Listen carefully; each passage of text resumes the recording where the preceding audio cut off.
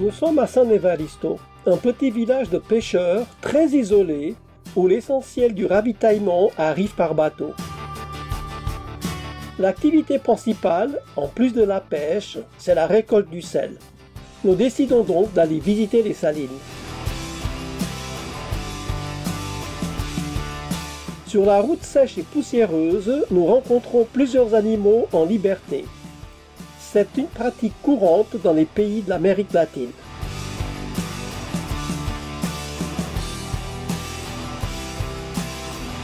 Les salines, situées sur la partie nord de San Evaristo, occupent une assez grande surface.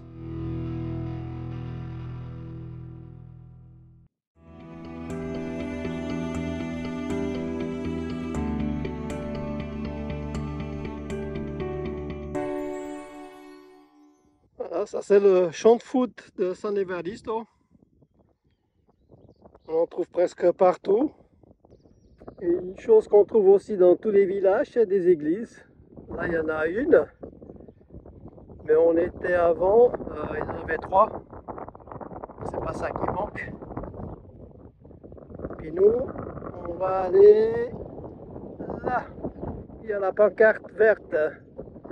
Le cauchemar de tous les navigateurs, c'est de trouver son bateau à terre échoué. Celui-là, je ne connais pas l'histoire, mais c'est étonnant qu'il soit assis à l'intérieur des terres.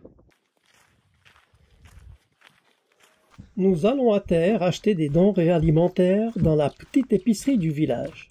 Bon, on va faire des courses. Il semblerait qu'il y ait une petite épicerie par ici. On est à San Evaristo. On va voir ce qu'on va trouver. Bon, on a déjà un indice. Il y a de l'eau, des rafraîchissements, des tortillas, des sucreries. On va aller voir ça.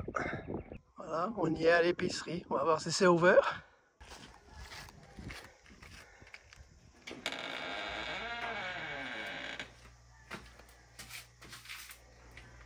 L'épicerie a un peu de tout et on prend ce qu'il y a de disponible. On a réussi à acheter des petits trucs, des œufs, des cuisses de poulet. J'ai fait une commande pour des patates, des tomates, puis je sais plus quoi. Donc voilà, ça dépanne. C'est bien ces petits villages avec des petites épiceries. On achète juste l'essentiel. Et là, c'est retour sur le bateau. De retour au village, nous nous arrêtons sur l'usine de désalinisation. Le problème à San Evaristo, c'est l'eau. Ils n'ont pas d'eau, donc ils ont une usine de désalinisation. Parce qu'autrement, c'est pas possible. Il faudrait qu'ils aient cherché de l'eau en bouteille. Alors, ce qui est intéressant, c'est que l'usine de désalinisation, elle fonctionne avec des panneaux solaires uniquement. Il n'y a pas d'autres sources d'énergie.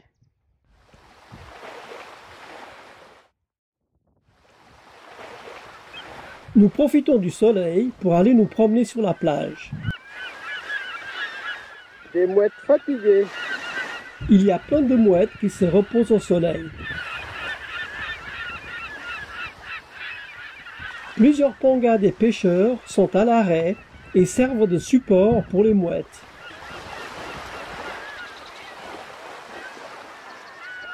Ils ont tous des 4x4 parce que pour tirer les bateaux, il en faut bien ça.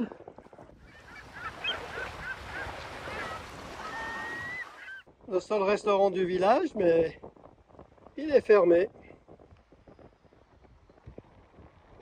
Il y a toutes des palissades.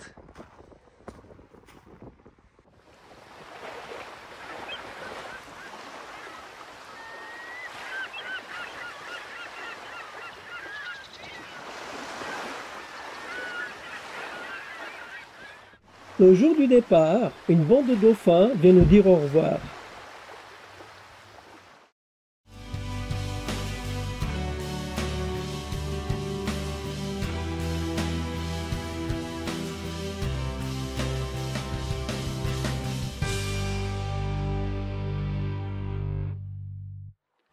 Nous sommes à Agua Verde, un excellent bouillage, tranquille, bien protégé.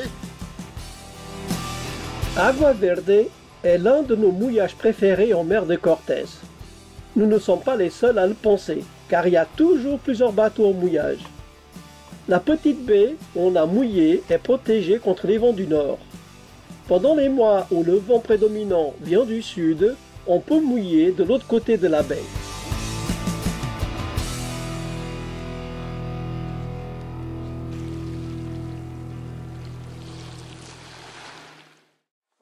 Une plongeuse. Tu fais quoi? Tu fais quoi? Tu fais quoi? Tu fais quoi? Je travaille. Tu travailles. Eh ben, tu sais que c'est samedi? Ouais. Ah. Je te dis pas ce bateau. Je pensais pas qu'un jour j'allais racler autant un bateau. Ouais, quand tu dis racler, moi je pense à la raclette. Ouais, c'est ça. Si tu veux manger des algues. Donc non, c'est pas pour racler une raclette, c'est pour racler le bateau. Ouais, on dirait que c'est maintenant du ciment sous la coque. C'est tellement sale ici. Ouais, mais tu fais ça dans un environnement, regarde ça.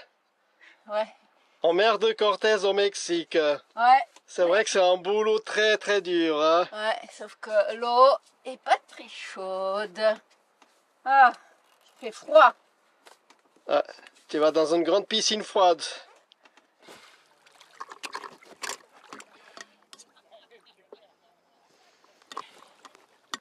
Elle est pas trop froide? Elle est gelée? J'ai même les gants pour ne pas me rappeler les doigts.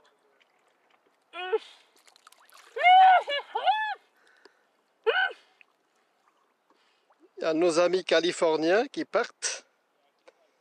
Ils ont un petit bateau de 22 pieds. Et là, ils vont le sortir à l'eau, le mettre sur une remorque et rentrer en Californie. Nous disons au revoir à nos amis californiens et peut-être qu'on se reverra une autre fois. C'est ça la vie d'un navigateur, des rencontres et des départs. La plage, elle est pleine de camping-cars. C'est une destination très courante pour les Californiens de venir ici avec leur camping-car en Basse-Californie. Fais attention de ne pas tomber, hein. Autour du mouillage, il y a plusieurs randonnées possibles. Nous montons sur une colline qui nous permet d'avoir une superbe vue sur le mouillage et les îles à proximité. Nous pouvons également apercevoir le village de Agua Verde qu'on ira visiter plus tard.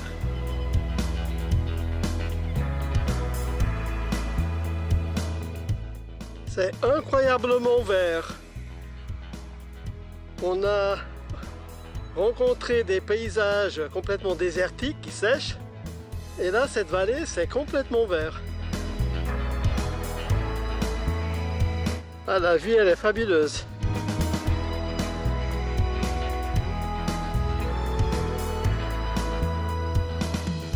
On a les pêcheurs qui lancent les filets pour attraper des sardines qui vont ensuite utiliser comme appât pour pêcher les mérous, les thons, les dorades. Il y avait ce matin environ une dizaine de ces petits bateaux.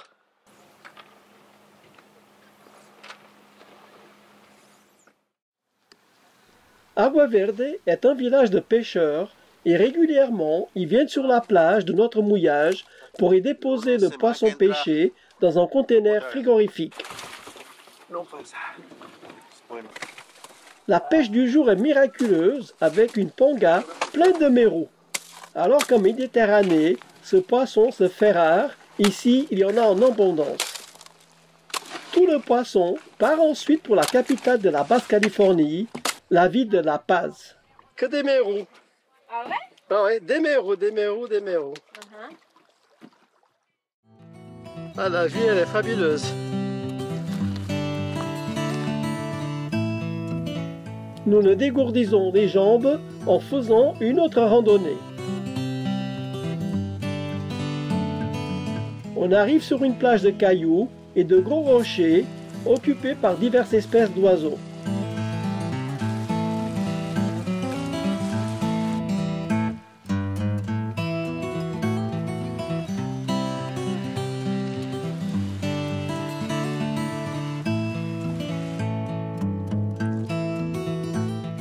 une tortue.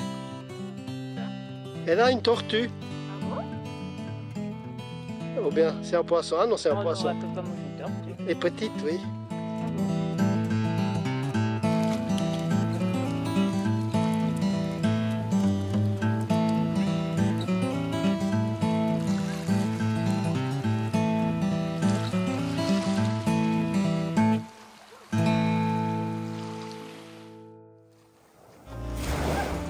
Aujourd'hui, on va visiter le village d'Agua Verde.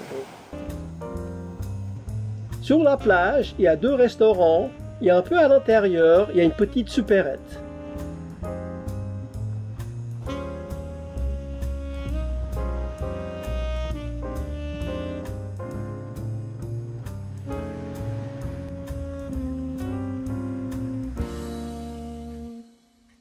Il y a vraiment beaucoup de palmiers. On n'a jamais vu ça dans les autres villages sur la Basse-Californie, oui, avec des cactus. Les chèvres qui font du si bon fromage qu'on va aller chercher.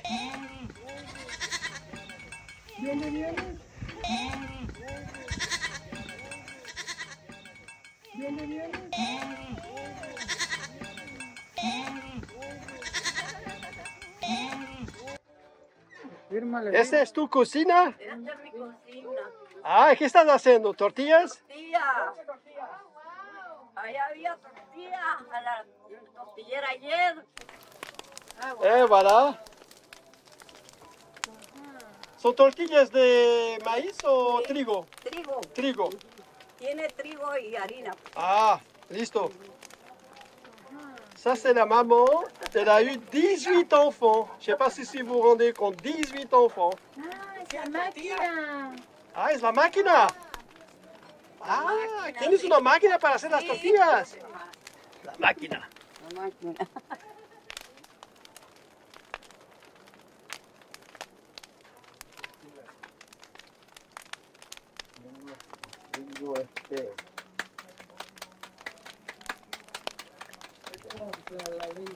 On a oublié de demander là. Bueno, Hein?